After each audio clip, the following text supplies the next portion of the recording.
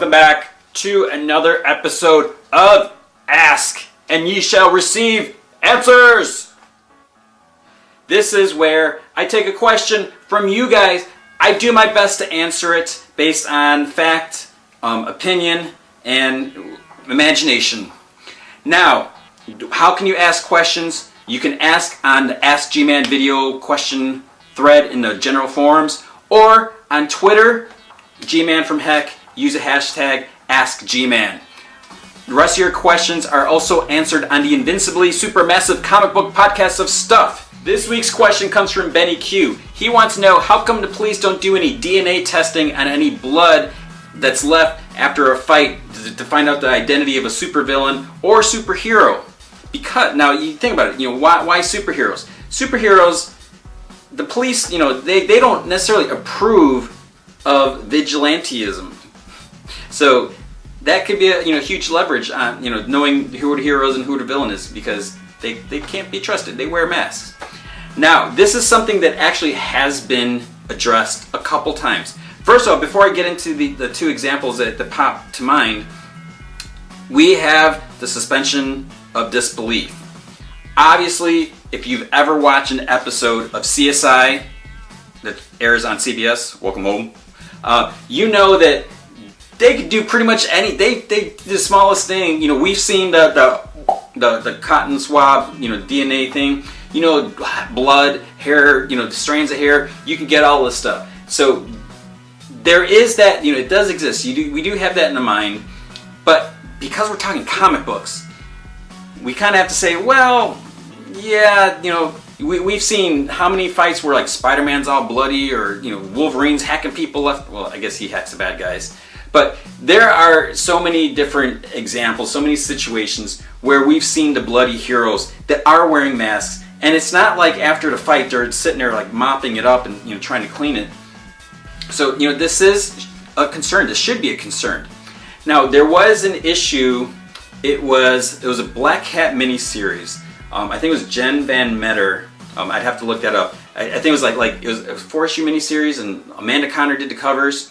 I think it was like Amazing Spider-Man Presents Black Cat. But I remember this was before Peter was dating Carly. Right before he started dating Carly, he was kind of hooking up with Black Cat. They had the friends with benefits, and they didn't know each other's identities. So I guess they only were intimate in the dark, or he kept his mask on, anything like that.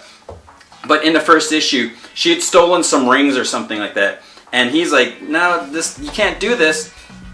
But what I remember, because I wrote an article about this. There it is, popping up on the screen. It was an Off the Mind. So he sees these rings or something that she stole, and he's like touching it. And he's not wearing his gloves because they were just intimate, and you don't wear your gloves when you're intimate with someone. But what I noticed, like, he's touching them, fingerprints, and then he's like, Felicia, you got to return these. This is not cool. His fingerprints are in there. And unless she's going to wipe everything clean before if she even does return them. So that I thought was interesting. There's also, I seem to recall some mention of hair. I don't know if it was her hair, but she's got all this white flowing hair going around. If she's like breaking in trying to steal stuff, she's leaving hair behind. Because I don't know if, I'm not trying to say just because she's Black Cat, she's like an animal. But I have a dog and a cat, and I'm constantly finding like a strand of hair, or even like there'll be a hair from like my wife or daughter that just like randomly comes up. So the police, because we watch shows like CSI on CBS, that they find this stuff, and they're gonna be looking all over. They're gonna be like, whose hair is this? And they're gonna try to do some tests on it, especially. And then with the blood, when you have bloody Spider-Man or bloody Batman, whoever. They're going to say, here's some blood sample, what can we do with this?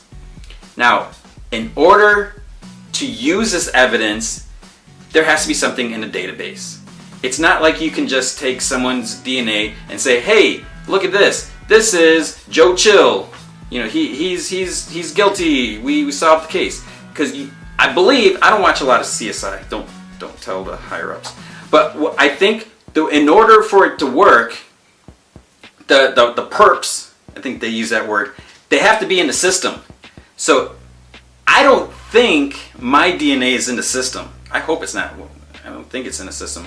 So like if someone found a drop of my blood, and then it's not like they can run it through a computer and say, hey, that's G-Man, it's his blood, because I don't think it works that way.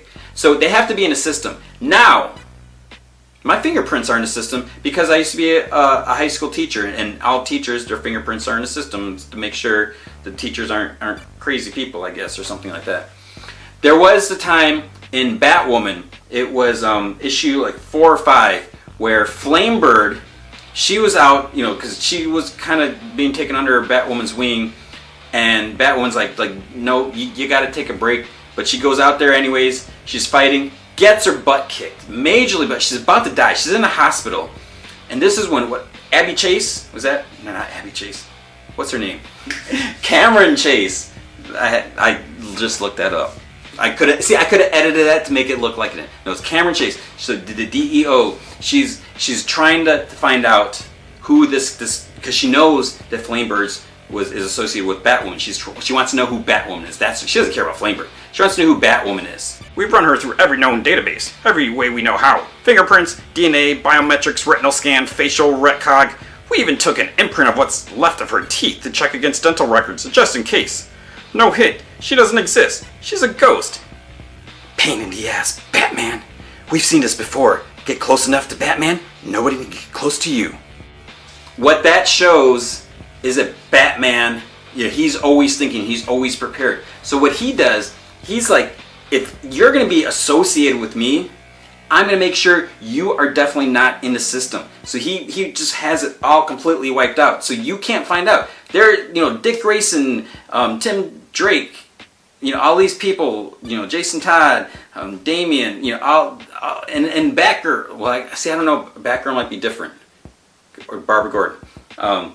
So what he does is he makes sure that if a search is done, it doesn't exist. He's probably got like some massive crazy program that will maybe it recognizes, because you got someone like Barbara Gordon. Obviously, she has to be recognizable because her father's a police commissioner. But maybe there's a certain way that, depending on how it's asked, whatever evidence you have, because obviously if her dentist needs to look up her dental records, he needs to be able to find it if Barbara Gordon is going to the dentist. But if someone's trying to look up Batgirl's dental records, Batman probably has some way to protect against this because he's Batman and he's always prepared for everything. So to answer the question is, one, this is long. I'm sorry for the long answer, but it's always long answers, right? Okay, so what we get from this is, one, you kind of have to say, okay, we need to overlook some things. This is comic books. It's not real life. Two, they have to be careful. And as far as the blood goes, no one's out there swabbing stuff, or maybe it rains a lot and it just gets washed away. And three, there's some people like Batman who make sure this doesn't happen. He's being super paranoid, protective, thinking ahead, and he's on it. So as far as the other heroes, it's possible that some of the smart people in Marvel, whether it's Tony Stark or Reed Richards or someone else, has some sort of program. It's like, okay, you're in Avengers, you want to keep your identity secret, we'll put this little worm program that goes into all the databases, so if your blood is picked up, it's not going to detect you. It'll just say, bloop, we don't know what you're talking about, Willis. So there you go. That is the answer. That is why the police do not investigate this. It could have been interesting because when Peter Parker was dating Carly Cooper, that was her job. She was a CSI investigator. So you would think she should be able to figure, if she really wanted to know who Spider-Man was, she should have been able to figure it out. And she kind of did, but not by using her CSI abilities. If you have questions, ask your questions. Go to the Ask G-Man video question forum thread. Ask there. Or on Twitter, Ask G-Man, hashtag Ask G-Man, G-Man from Heck. I will answer your questions. Make sure you listen to the podcast, so check that out.